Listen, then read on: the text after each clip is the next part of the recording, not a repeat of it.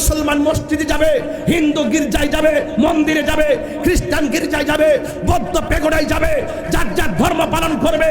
আমি আমার ধর্ম পালন করব, আমি কাউকে জোর করব না। আমার কাজ হলো এই দ্বীনের দাওয়াত মানুষের কানে পৌঁছে দেওয়া।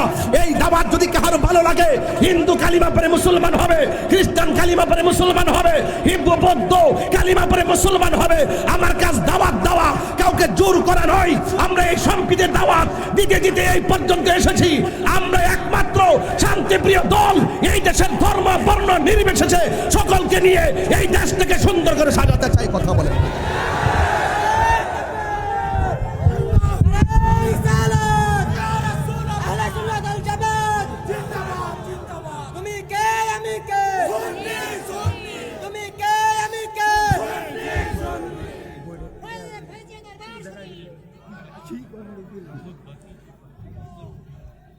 আল্লাহু আকবার, জোরে বলেন।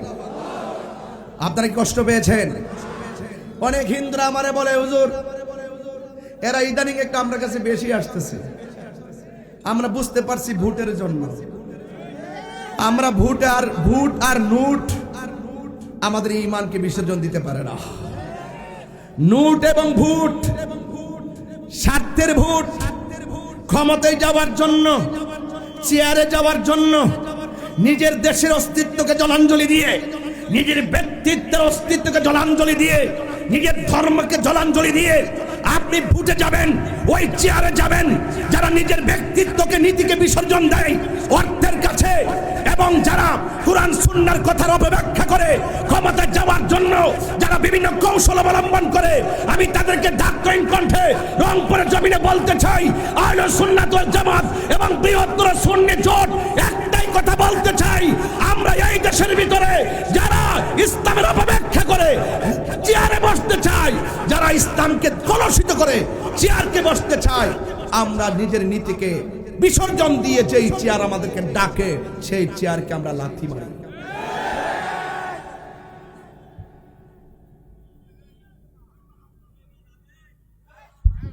বাবা জান, আপনার কি কষ্ট হচ্ছে? আরো জোরে কষ্ট হচ্ছে? আমার একটু কষ্ট হচ্ছে, কারণ আমি তো সোজা এসেছি আপনার স্টেজে। কথা বলেন ঠিক কিনা?